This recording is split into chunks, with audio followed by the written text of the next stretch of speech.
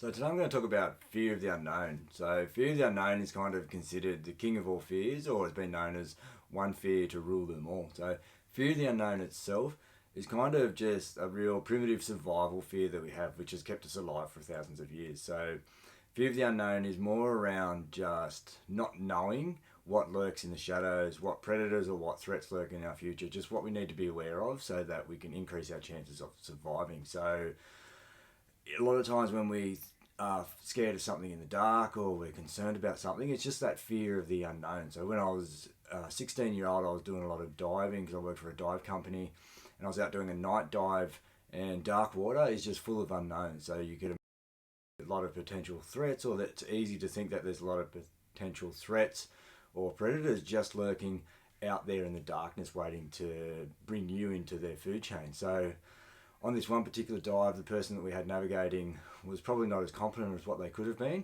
and we ended up swimming further away from shore when we got to a halfway point rather than turning around. So there was a point where I got low on air, so we all came to the surface, and they were all adults that I was with, so I was by far the youngest person in this sort of four-person group.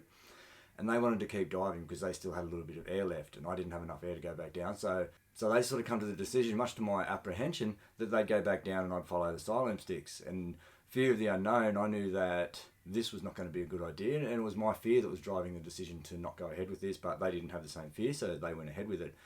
Of course, as soon as they went down to a depth in the dark, I lost the Siloam, so now I'm floating around on top of the ocean surface. I can't really see land at this point. I can't see them.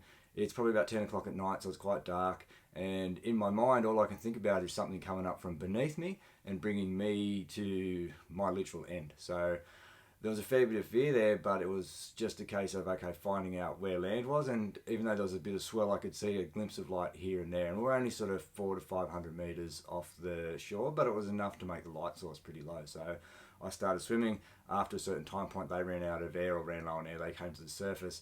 We met up, and then we went back in. But it was the fear of the unknown, or that's how the fear of the unknown works. It's just that we're scared of what we don't know about, or what could be waiting for us or lurking for us, or what dangers that we don't know about, and we can't really predict what's going to happen. So going forward into the racing, that fear still exists. So when I went into Alaska, it was fear of overflow, which is where there's cracks in the ice, or the water comes over the ice. It reforms a thin layer, but there's a layer of water between the thin top layer of ice and the thicker secondary layer of ice. So I was concerned about overflow because I'd never negotiated it before, and it was this fear of the unknown around how do I get around that. I didn't know whether I had the technical skills.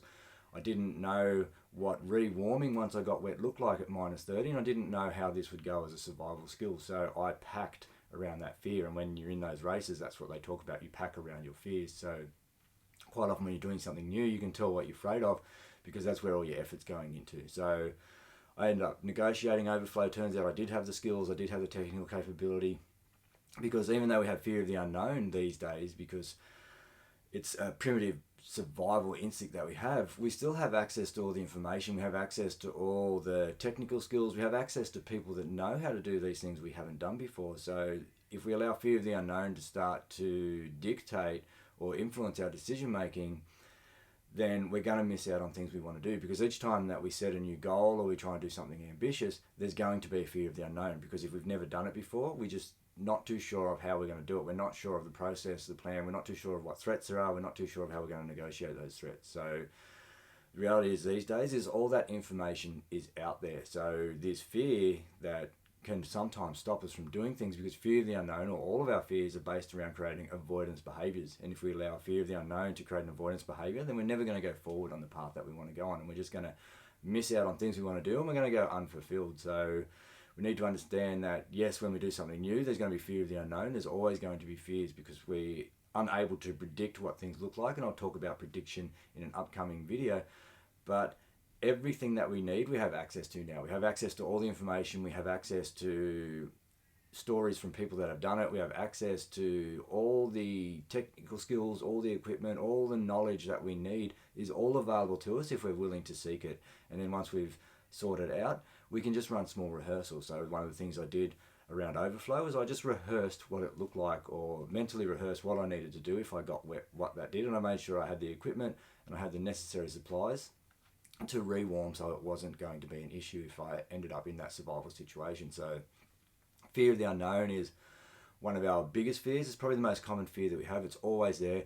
It's always in the background. We always have it trying to influence our thoughts and create that negative thought process, which I've sort of spoken about before. Never really eventuates to anything, but that's kind of one of the things that underlies it. And we just need to understand, if we seek the information, we seek the technical skills, if we understand what we need to do, then rationally we can understand that we don't need to be afraid of the things that probably never going to happen, and we can not allow ourselves to be driven into these avoidance behaviours. So I hope that kind of helps understand a little bit about fear of the unknown, something that's always going to be there, but rationally it's something that we never really need to worry about. The information and everything we need is there if we go searching for it. So I hope that helps, and I look forward to our next little chat.